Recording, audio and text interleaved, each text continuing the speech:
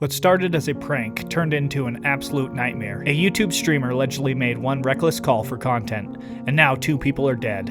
This isn't just drama, this is the moment prank content crossed a line and may never come back from. This is Internet Chaos Report. Remember to like and subscribe because we are posting 2 videos every single day. Now let's get into it.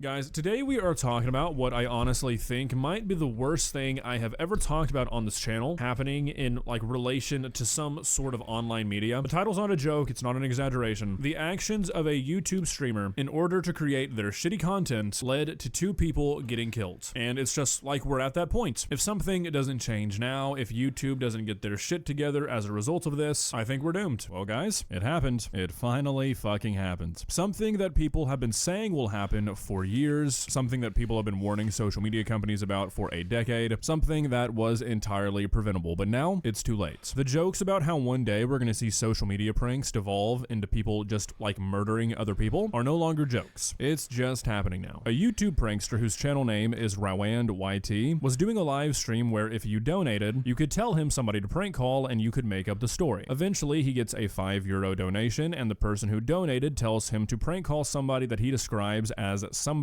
unstable nephew. The YouTuber calls him, they get into it, and the 2 agree to meet each other on a specific bridge. Obviously, the YouTuber doesn't actually go, but the guy he called does. He sees a group of 3 teenagers on the bridge, and he opens fire on them, killing 2 of them. Yeah, so I mean, honestly, this is Okay.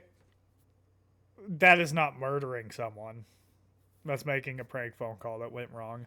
How did the prank phone call go? Did he say he was going to meet someone and fight them or something on the bridge? That's what I'm confused about. We're going to have to see if the footage comes up. probably the worst thing I've ever heard about happening in relation to a prank. Not even just Obviously, that's very sad, though, but it's not murdering someone. like a social media prank, Swatting someone is way closer to murdering someone than what this was. You know what I'm saying? Like if you SWAT someone's house, call the police and say that they have someone captive and then the streamer or whoever gets swatted dies, that's way closer to murder than what happened here. You know, because you're intentionally trying to harm someone. to prank, just a prank in general, and it's one of those things that is kind of difficult to form a full opinion on, at least as it stands right now. I'm sure a lot of you are going to be of the opinion that the full blame cannot be placed on the prankster, and yeah, obviously I would agree. If somebody is a prank call away from trying to murder multiple people, they were probably going to be set off eventually at some point anyways. However, like I said, things are still sort of up in the air right now. The full story. Yeah, like that guy, like the guy who was prank calling knew that this guy was that mentally unstable that he was going to go kill someone. That thought wouldn't even pass my mind that someone was going to go kill someone because I prank called them. You know what I'm saying? Story is not really known by anybody but the prankster and the people who watched the original stream, but what is being reported right now looks really bad, especially what's being reported by online testimony from people who claim to have watched the stream. Also, obviously, there's the fact that it's pretty much impossible to dispute that if this prank call was not made, these kids would still be alive. Well, yeah, obviously. Might be manslaughter, not murder. Really no way around that. Does that make the prank caller as responsible as the murderer? I don't even know if you could prove manslaughter for that, though. Is it really that negligent to consider it manslaughter? I don't know. No, absolutely not. Free will exists. He didn't have to do that because he received a prank call. But when you hear what the prank call was, again, like we've been saying for years, pranks aren't pranks anymore. Calling this a prank call is fucking insane. So what's basically undisputed right now, what's being reported by the news, by the police, is like I mentioned, this guy received a €5 donation. The guy who donated asked him to prank call this guy that he described as unstable. And I'm assuming by the direction, I guess telling him that the guy's unstable kind of points towards where you'd know that he's crazy. But, you say a lot of people are unstable who aren't going to go murder someone. You know what I'm saying? When I hear unstable and to go prank call someone, I think someone who has a short trigger and is going to freak out.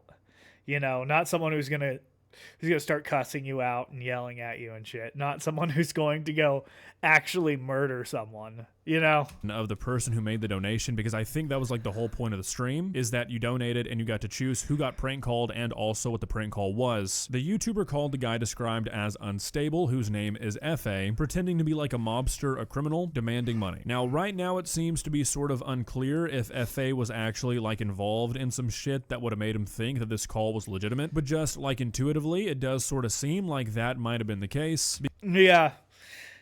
Yeah, that...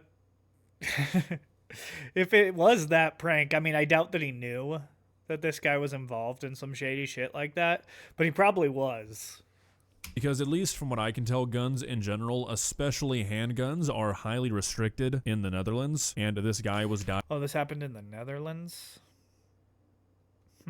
diagnosed with schizophrenia. Seems like there's almost no way that he could have... That guy was diagnosed with schizophrenia. Oh, yeah, so he was unhinged. It's not...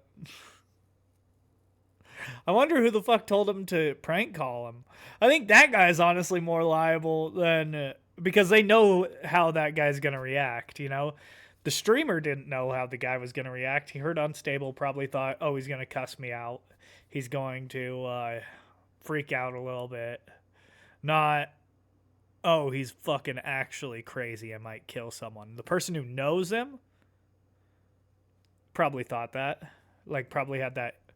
like knew a little bit more about the guy who was getting prank called. Legally owned a handgun, but he had one, so him being involved in some criminal activity would really not be all that surprising. Anyways, like I said, the YouTuber calls FA, pretends to be a gangster, demands money, and then after some back and forth, after threats are exchanged, one of two things happened, and in my opinion, the distinction between these two different things is gonna end up being huge. I've seen both things described by news articles. Doesn't really seem like there's a straight answer out there. Basically, one of the people on the phone call said, meet me at this blue bridge, and that was referring to a blue bridge near FA's grandmother's home where he was staying. Now, I'm leaning towards the idea that FA said it because Yeah, I would assume that FA would have said it, because how would that guy know about the blue bridge where the guy lived, you know?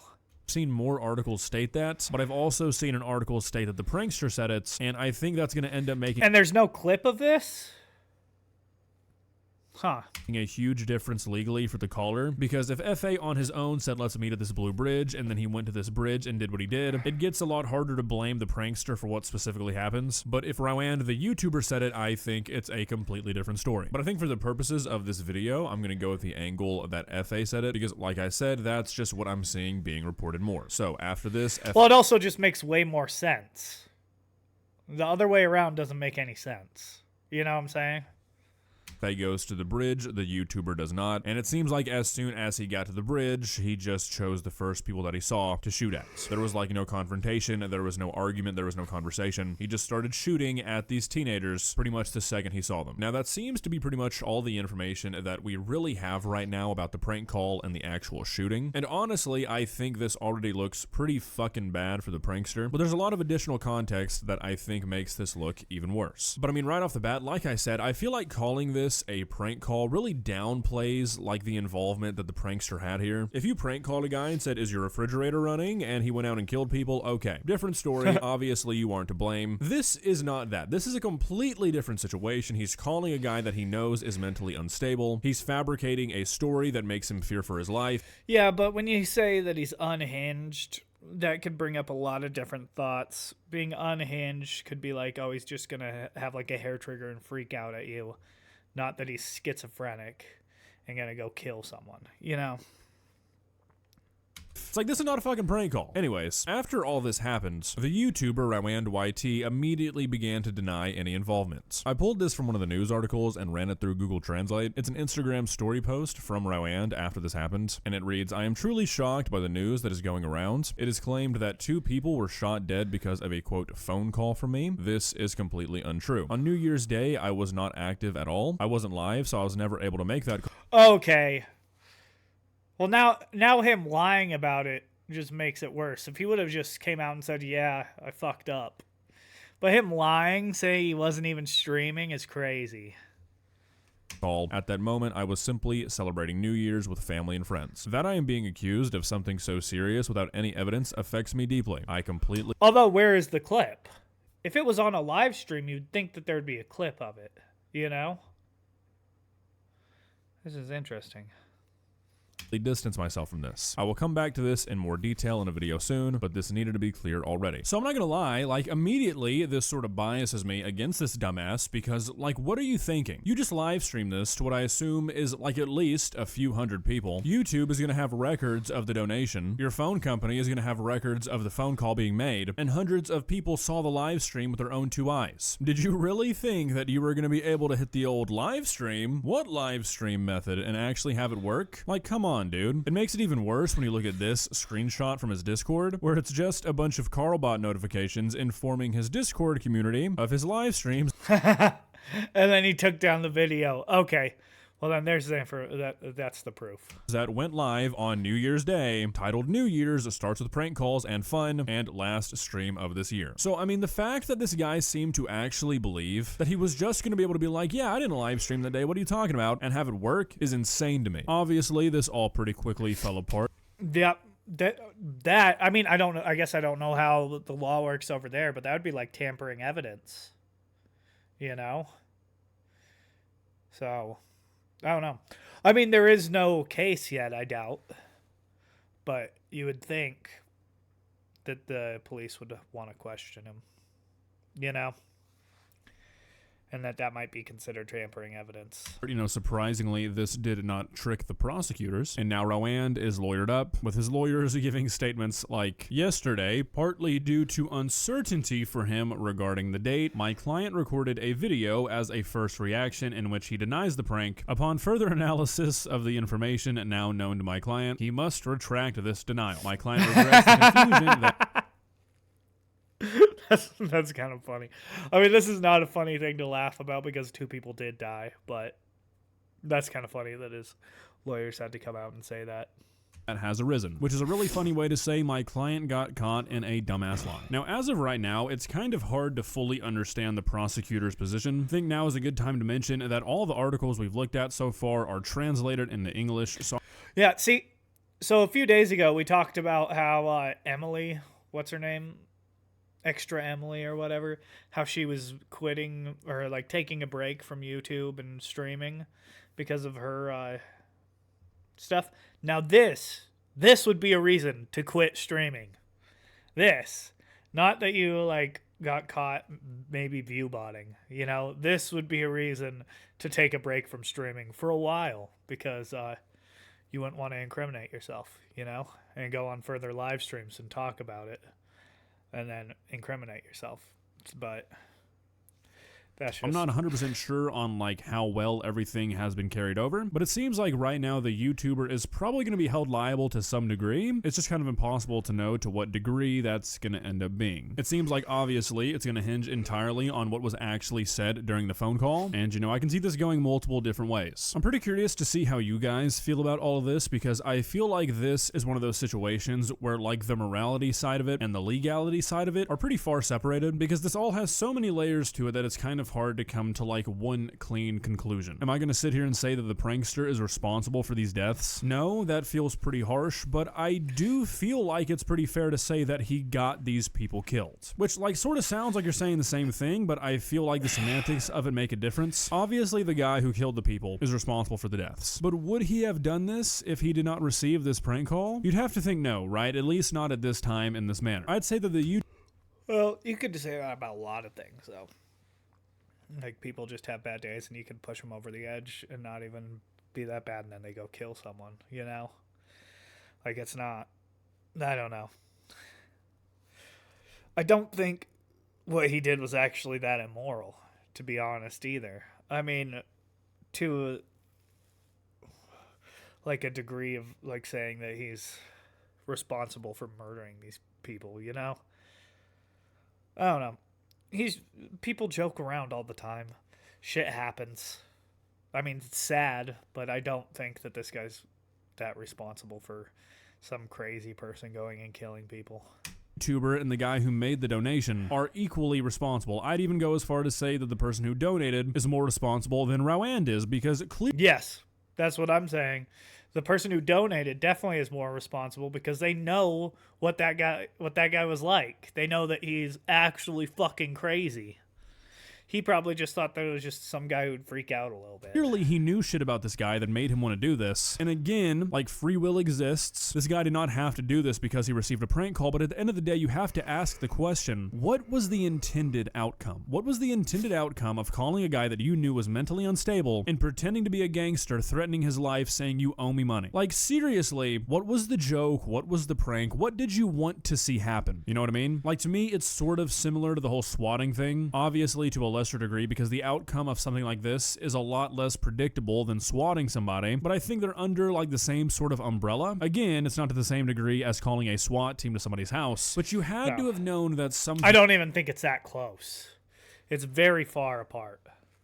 Bad could have happened here. Like, you had to have known that you were taking a risk by making a call like this. There's just no way around that. Especially in relation to the guy who donated in the first place. It would seem real unlikely that he did not know something about this guy's situation. Otherwise, like, why would you have such a specific request? I don't know. To me, it just— Yeah, was that the request? Was it that he pranked him saying that he was part of a mob or something, or a gang, or did he just make that up? Did he just say did the requester tell him, hey, prank call this guy, and he made that up? Or did the requester tell him to act like he was a gangster, telling him he owed him money? That makes a big difference here. You know what I'm saying?